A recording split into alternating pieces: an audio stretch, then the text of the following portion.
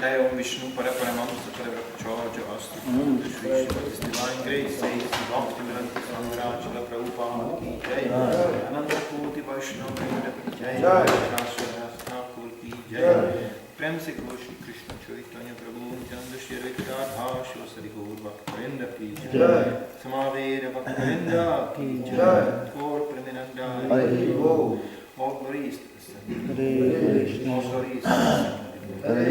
All glories to the Son.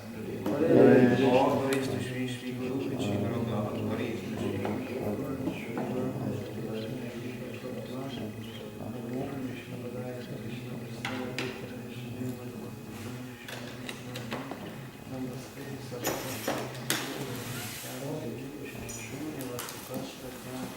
Namo Bhagavate Vasudevaya. Om Namo Bhagavate Vasudevaya. Om Namo Bhagavate Vasudevaya. Om Namo Bhagavate Vasudevaya. Om Namo Bhagavate Vasudevaya. Om Namo Bhagavate Vasudevaya. You finished this chapter? Yes, it finished. Just starting your chapter. You were already in chapter. So this is Srimad Bhagavatam, 5th canto, chapter 25. We didn't start. The glories of Lord Ananta. In this chapter, Shukarya Goswami describes Ananta, the source of Lord Shiva. Lord Ananta, whose body is completely spiritual, resides at the root of the planet Patala. He always lives in the core of Lord Shiva's heart, and he helps him destroy the universe. Ananta instructs Lord Shiva how to destroy the cosmos, and thus he is sometimes called Tamasi, or one who is in a mode of darkness. He is the original deity of material consciousness, and because he attracts all living entities, he is sometimes known as Sankarshan. The entire material world is situated on the hoods of Lord Sankarshan. From his forehead, he transmits to Lord Shiva the power to destroy this material world. Because Lord Sankarshan is an expansion of the Supreme Personality of Godhead, many devotees offer him prayers, and in a planetary system of Patala, all the Suras, Asuras, Gandharvas, Vidyadharas, and learned sages offer him their respectful obeisances. The Lord talks with them in a sweet voice. His bodily construction is completely spiritual and very, very beautiful. Anyone who hears about him from a proper spiritual master becomes free from all material conceptions of life. The entire material energy is working according to the plans of Anantadev. Therefore, we should regard him as the root cause of the material creation. Therefore, there is no end to his strength, and no one can fully describe him, even with countless mouths. Therefore, he is called Ananta, or unlimited. Being very merciful towards all living entities, he has exhibited his spiritual body, and Shukarya Goswami describes the glories of Anantadev to Maharaj Parikshit in this way. So text 1. Shri Shukam Uvacham Tasya Mula Dishatrim Shat Yujana Sahasrantara Aste Yavaikala Bhagavatas Tamasi Samakyatananta Iti Sattvatya Drashtvira Drishayoho Sankarshanam Aham Iti Abhimana Lakshanam Yam Sankarshanam Iti Achakshate. Translation. Shri Shukadev Goswami said to Maharaj Parikshit, Mighty King, approximately 240,000 miles beneath the planet Patala lives another incarnation of the Supreme Personality of Godhead. He is the expansion of Lord Vishnu, known as Lord Ananta or Lord Sankarshan. He is always in a transcendental position, but because he is worshipped by Lord Shiva, the deity of Tamagun or darkness, he is sometimes called Tamasi. Lord Ananta is the predominating deity of the material mode of ignorance, as well as the false ego of all conditioned souls. When a conditioned soul living being thinks, I am the enjoyer, in this world is meant to be enjoyed, and this world is meant to be enjoyed by me, This conception of life is dictated to him by Sankarshan. Thus the mundane conditioned soul thinks himself the Supreme Lord. Purport by Srila Prabhupada. There is a class of men aching to Mayavada philosophers who misinterpret aching, probably similar type of Mayavada philosophy. There is a class of men aching to Mayavada philosophers who misinterpret the Aham Brahmasmi and Zoham Vedic mantras to mean I am the Supreme Brahman and I am identical with the Lord. This kind of false conception in which one thinks himself the supreme enjoyer is a kind of illusion. It is described elsewhere in Srimad Bhagavatam, Janasya Mohoyam Aham Mameti. As explained in the above verse, Lord Sankarshan is the predominating deity of this false conception. Krishna confirms this in Bhagavad Gita. Sarasyacham Hridish Sanivishto Matas Hridir Jnanam Apohanam Cha. I am seated in everyone's heart, and from me come remembrance, knowledge, and forgetfulness. The Lord is situated in everyone's heart as Sankarshan, and when a demon thinks himself one with the Supreme Lord, the Lord keeps him in the darkness. Also, such a demoniac living entity is only an insignificant part of the Supreme Lord. He forgets his true position and thinks he is the Supreme Lord. Because this forgetfulness is created by Sankarshan, he is sometimes called Tamasi. The name Tamasi does not indicate that he has a material body. He is always transcendental, but because he is a super soul of Lord Shiva, who must perform tamasic activities, Sankarshan is sometimes called Tamasi. Namo Vishnu Padaya Krishna Prasthaya Srimati Bhaktivedanta Swami Dinamani Namaste Saraswati Gauravani Pracharani Nirvishesha Shrimati Kashkata. Sri Shukadev Goswami said to Maharaj Parikshit, "My dear king, approximately 240,000 miles beneath the planet Patala lives another incarnation of the Supreme Personality of Godhead. He is the expansion of Lord Vishnu, known as Lord Ananta or Lord Sankarshan. He is always in a transcendental position, but because he is worshipped by Lord Shiva, the deity of Tamagun or darkness, he is sometimes called Tamasi. Lord Ananta is the predominating deity of the material mode of ignorance as well as the false ego of all conditioned souls. When a conditioned living being thinks, I am the enjoyer in this world, and this world is meant to be enjoyed by me, this conception of life is dictated to him by Sankarshan. Thus, the mundane conditioned soul thinks himself the Supreme Lord." So now we know where the false ego really comes from. And now we know what people are so distinctively, geniusly, and stubbornly puffed up. There's a power behind the whole thing. It's kind of demonstrated in a small child already. Sometimes it happens that when child is very naughty and parents try to punish him. So child is dependent on the parents, he has no other place to go. But he hates to be dependent on the one who punished me. So he wants to punish the one who punished him. It's the psychology of a child. But with what? How can a child punish, a grown-up person? He depends on him anyway, So when he's punished, maybe mildly slapped on his behind, but it really doesn't hurt. It's just humiliating act. That's what it is. So he is so angry over the humiliation, he goes, and it doesn't hurt, and it doesn't hurt, and it doesn't hurt. It's a classical exhibition of the false ego of a child. Even it hurts. And that's actually universally can be applicable to all conditioned souls. This material nature is, tamasi is just pushing us down, down, down, and we go, it doesn't hurt, it doesn't hurt. We go down, we think, no, we make progress. We are progressing. Yeah, of course we are progressing, but progress is usually thought like, hey, there's something, we go up. No. Progress in the material world is we go down, under the direction of Lord Sankarshan. Everybody is more and more puffed up, more and more destructive in his way of acting. And this is powerful. There's immense power behind the whole thing. Especially demons.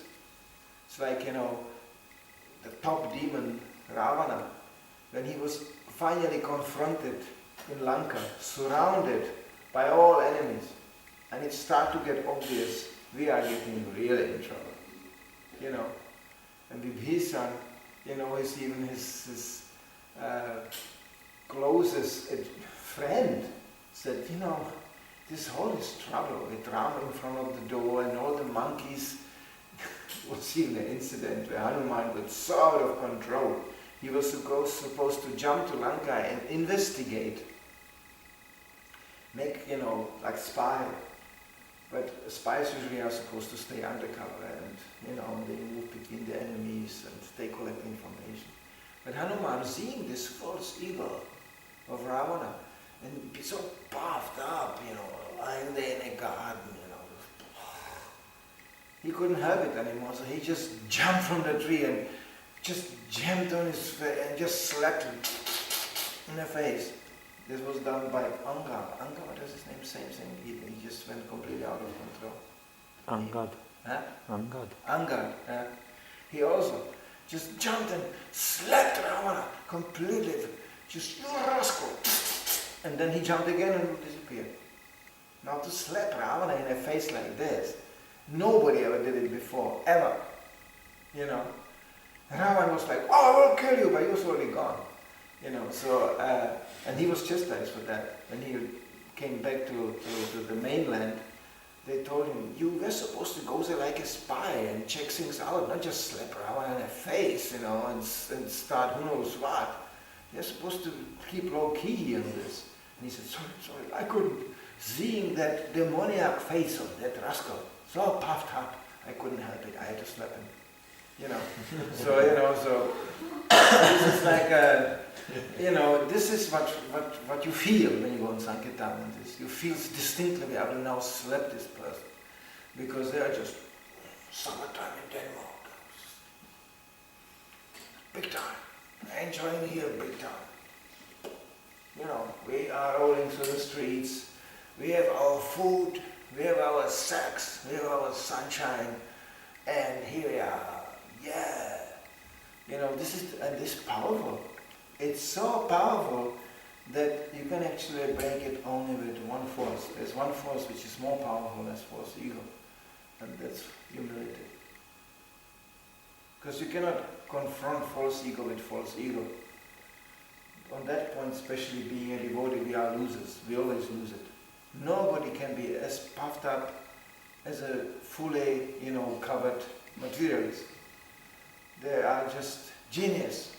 It comes in various forms. I don't want to go again in some geographical travels. But the false ego, like in Scandinavia, it's more imploding. No. I have to understand more inside within that I'm God. Yes.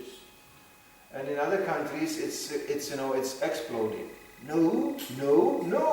I will show you my opulences. I'm God. And then they usually just raise themselves by the power of their own words. It's a processing Kali Yuga. First you talk. You don't know about what. You just produce sound. Prabhupada compared with the frogs. And then you hear, my God, I'm saying something so genius, it's fantastic. And then you get puffed up by your own words. You say, my God, I should say something more genius. The world has to hear the glories of my false ego. And then they get so puffed up. So imploding or exploding, it doesn't matter, it's the same mechanism. And it reaches always a point where the material nature is like a countdown. We are all on a countdown. We are on a countdown to die. We are on a countdown to go to the toilet. We are on a countdown to get hungry. We are on a countdown to get tired. We are all, material nature goes, now you woke up. Yeah, I feel fresh. Yeah, really. How long? Countdown. And then, now you are tired. Yes, I'm tired. I will sleep. It's all calmed down. And then the breath is even calmed down. You have only certain amount of breath for your, disposal. And then, when the countdown is finished, they come down, 2, 1, 3, 2, 1, 0. Now you die. And you go, and that's it. Finished. The amount of breath was exhausted. You can accelerate it or prolong it. Therefore the yogis stop breathing. Because in this way they live for a long time. They delay the countdown. But Krishna says from highest planet to the lowest, everybody is on countdown. This place of misery is, whoever was born, he will die. Finished. It's a law. You can try to play with it around, violate the law, or be in favor of the law, yes, please prolong my life, but dying you will do. So this is simply arranged. So here it's very nice to hear about the source of false ego, being puffed up. Sometimes devotees think, I'm so puffed up. Well, just by saying that, you're actually not. Because when you are really puffed up, you think you are very humble. It's like demons. They don't understand. It's like Hitler before he finally committed suicide. He couldn't understand. I did so much service for this German nation. I brought German nation to such a hates. But we cannot stay in the hates. Because not me. It's because of you. You betrayed me. He felt betrayed by his followers. You are all cowards. You could fight more. If we would just fight a little bit more, we would have the success. He couldn't understand. It was, he was just an instrument to kill them all. He is actually the facilitator of the destructive force. So when you are on the false ego, you never see yourself connected to your own misery. You think, no, the others brought the misery in. It's them. It's them and this. And because of this circumstance and because of that. You hear very quickly on an advanced stage of marriage, sorry, I have to get to the subject, that, no, you know what they say sometimes? I give you a youth, and then this, giving youth away. You have the right to give your youth away. You have no idea what you are talking about. You didn't even create the body, nothing. You don't own your youth. And by the way, it will be taken away anyway, with or without husband. That's it. Hey, Prabhupada said, let's grow old like a gentleman. And gentleman, he defined somebody who admits his own defeat and his shortcomings. That's a gentleman. Oh, sorry. Yeah. Something happens, oh, sorry, it was me. That's thinking of a devotee. Something happens, no, you. You are the cause of this my inconvenience. That's powered by Sankarshan. Never give up. Very powerful false ego. At the end, they just, out of the coffin, dying, they complain, this coffin is too small. This graveyard is wrongly situated. I deserved better. I deserved a big grave with a monument on it. Not kind of small pit hole. What is this? They completely forget. I'm dying, dying. So this is general what is the problem. When you see a problem in the material world, it's generally boiling down to false ego. Don't they understand? You know how they treat me here? Don't they understand how great I am? Do I have to be dealt with like this? The kamis, demons, they are expert. They deal with the false ego of people actually quite expertly. They give them designations. That's a very cheap way to do it. It doesn't cost anything to invent a title. You are the super manager of the, Copenhagen department, for hygienic development, and this way he will very proudly, and you give him nice uniform, a nice car, and he will very proudly push the garbage cans around, because he's a garbage man, that's all. In the old days it was called the garbage man. In India it's still very, I don't know, today they're also trying to change it. Gandhi tried to change it. So far that he declared even everybody being a child of God and here with God. Because he's child of God. Yeah, okay, he's child of God. He's just a little bit poor. So the word Daridra Narayan, Prabhupada was furious over that. He said, how can Narayan become Daridra? Poor. It's an insult. Yeah. So, no, you are God. Another thing, they changed the word Mataji to, I think, Bhangiji or whatever. Monkey? Bhangiji or something like that. It's called sister. No, you are not anymore Mataji. You are my sister because we are all even and same members of the same family. Sounds almost Danish, isn't it? We are all one and the same. Your socks, my socks. Let's sit here and enjoy the sunshine all together. I sleep with you, you sleep with me. By the way, I will sleep with you too, just wait. It's all one. Whoever sleeps with you, no problem. And if you have still some problem, just smoke some dope. It will put it all on the same level. You smoke dope, I smoke dope. Tamasik. That's called tamasi. We are all one in Tamalum. That's the oneness you achieve like this. So you bring everybody down, not up. Because as soon as you start to bring something up, the varieties of life will be manifesting. And things become more distinct. Like when you put the light on, there is something different here. When it's darkness, you think it's nice. It's all one and the same. I see only black. Wherever I see, it's all one and the same. But when you put the light on, that's where the challenge comes. There's light here. I see. He is small, he is big. He looks weird, and he looks more interesting. And he is doing this, and he is doing that, and he's going here, and he's going there, and there's so many things. And the more light comes up, just imagine you would have a really illuminated vision. You will see all the living entities living in this room, which we don't even see. There's so many living entities living around us, we don't even see them. We just think we are here alone. No, we are not.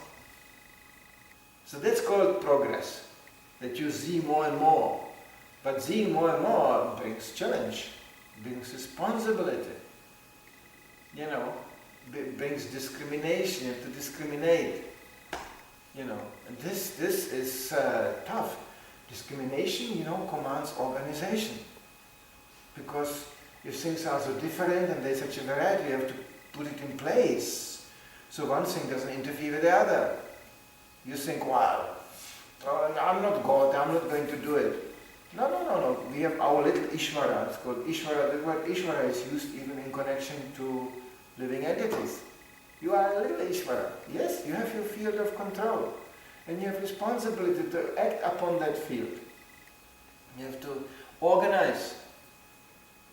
First of all, you have to organize your life. Well, that's the first responsibility we have. Because if your life is not organized, you will not be able to organize like others. There are even people who try to organize their life by organizing others. It doesn't work. No. First you organize your life. And it's not selfish. So therefore we have Varnashrama, Dharma. Place yourself. We see it over and over again. Devotees chant like crazy. They try even to serve Krishna. But if their lives are not organized, it will come to a limit. Not to the end, no, but to limit. You will be limited in your service if your life is not organized. We are already limited by our body anyway, but when that body is not regulated, then we are really limited. And we become confused, and worse, we become cheaters. Because we try to do something which we're not supposed to do and convince others that this is the right thing to do. We become the chaos, anti-Varnashram Dharma. That's what we are dealing with all the time. People read 5 pages of Bhagavad Gita and start to preach. I remember myself sitting with my friend, first time reading Bhagavad Gita. And we came to the introduction where the different relationships to Krishna are described, different situations. The relationship being fatherly, motherly, passive, active, up to the point of being a friend or even a lover. And he's sit there, I remember him sitting on this dirty mattress. He was going, I think I'm more in the lover category. And I thought, well, I don't know, I wouldn't know how to do it with Krishna like this, but I think I'm more the friend, yeah, that's me, yeah. And we didn't know one thing. We were just sitting there, just imagining things. So Krishna consciousness is just another sort of imagination. We come here and imagine how we go back to God, and imagine how ecstatic we are, and imagine how we make progress. And we speak about, do you imagine nicely? Yes, I imagine so nicely how it could be. And it's nice to imagine, yeah, okay, we can do that. But it still has nothing to do with reality. The reality will be ultimately, in a very plain words, defined by the level of our material desires. They will force us. The power of desire is so strong. So the material desire will force us. No. You can talk, you keep on talking, but the desire will define your action. Like example, we can talk now, but when we get hungry, then the desire or the idea of food will more and more penetrate our mind, and people get uneasy. Or more accurately spoken, when we get tired, the desire for sleep becomes more bigger. And then our actions will be defined this way. And it will. Because the desire will put you there where you really belong. One way or another. Keep on talking. Nevertheless, you will be there where your desire goes. So therefore, people always ask, what do you do with deviant preachers? Nothing. They stop on their own. Because the power of desire will just shut them down. Of course, Ananta is very strong. The false ego will make you to preach about Rasa Lila even by the time you have 6 illicit children. And you will still go, now then there will be 7 illicit children, or 8 or 9, until you really go to hell. And then even in a hell, I think they will go, well, I don't agree with the Yamatutta treatment here. The latest then, it's finished. And the covering energy is so powerful that you may start to like that hell. After a while you will feel, that's okay, I don't want to go out of hell. This is nice. That's how we learn to like this material world. So the power of illusion is so strong. It's so great because it's coming from Ananta. It's coming from God directly. He wants to, you want to be covered? Or we will cover you so nicely. This is what a devotee is scared from. Because he knows Krishna can do anything, including cover me. Not because he wants to do that, but I want to do that. So he is kindly assisting. Prabhupada Maharaj is praying, please, to Lord Nrsimhadev. Whatever material desire I still have, because in his humility he thought, he still has material desires. Don't fulfill